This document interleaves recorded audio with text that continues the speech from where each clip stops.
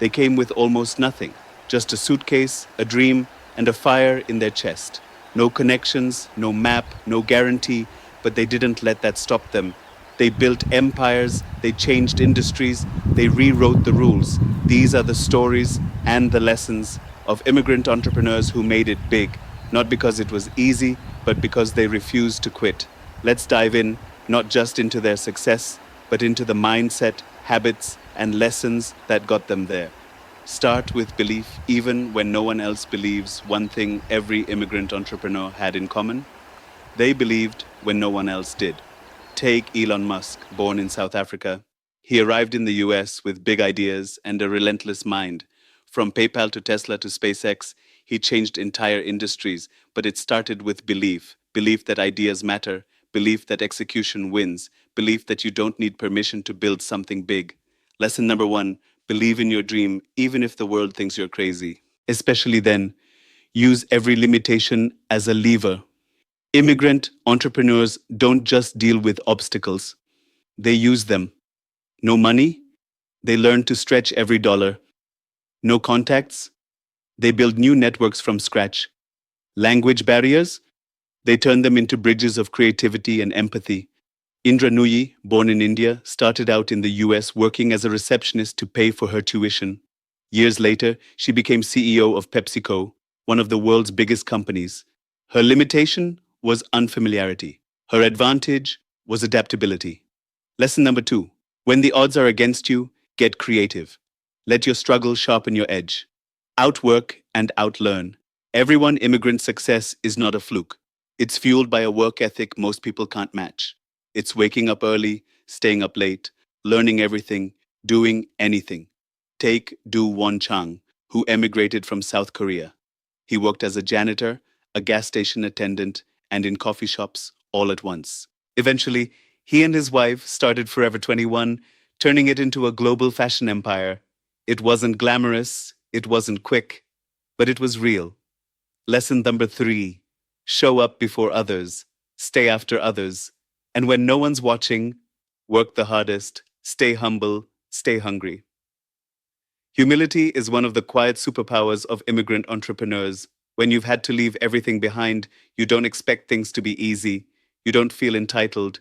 You're just grateful for the chance to try. Hamdi Ulukaya, a Turkish immigrant, bought a bankrupt yogurt factory in New York. People thought he was crazy. He knew nothing about yogurt manufacturing, but he studied, worked beside his employees, and listened. Today, Chobani is one of the most successful food brands in America. Lesson number four: stay humble enough to learn, stay hungry enough to lead, think long term, play the long game. Most people want quick success.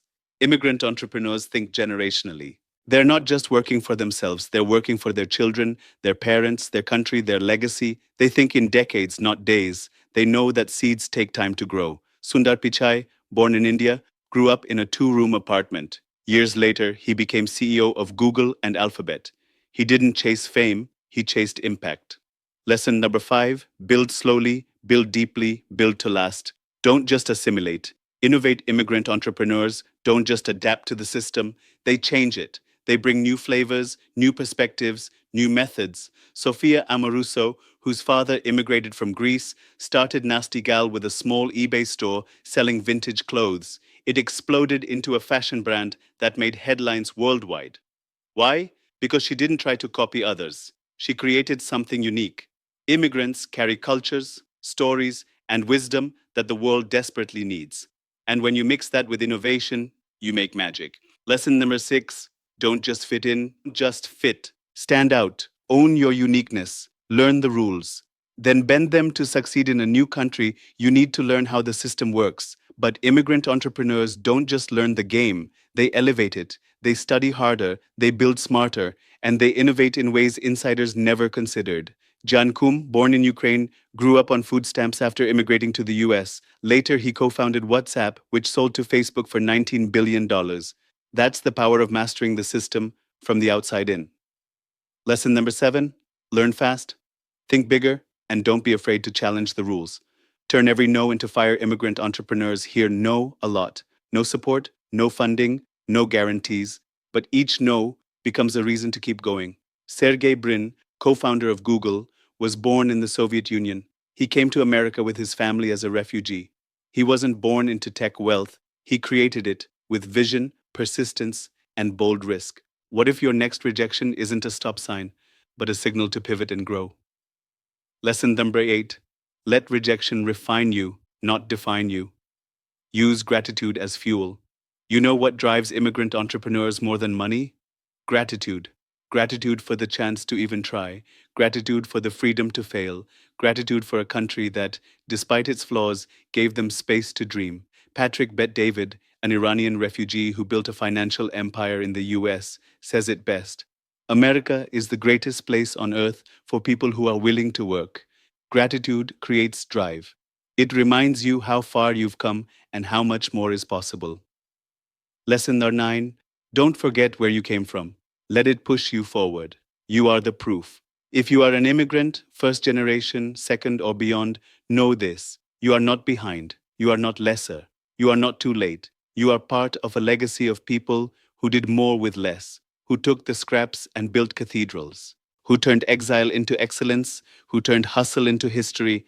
The struggle you face today may become the story that inspires millions tomorrow. Don't give up. You carry the grit of generations. You carry the hope of your bloodline. You carry the fire of reinvention. You were made for this. Final message: from the outside in, you can still win. You may have started at zero. You may have started late. You may still be finding your footing. But if there's anything immigrant entrepreneurs teach us, it's this: you don't have to be born into privilege to create power. You don't need permission to start. You don't need a head start to finish strong. You just need the courage to bet on yourself, the discipline to outlast the noise, and the wisdom to turn pain into purpose. So don't wait. Build your side hustle, launch your idea, tell your story, take the risk. Because the next great business, the next big innovation, the next world changing idea might not come from a boardroom. It might come from you, from your kitchen table, from your rented room, from your quiet grind, from the underdog with a dream. And that, right there, is the immigrant advantage.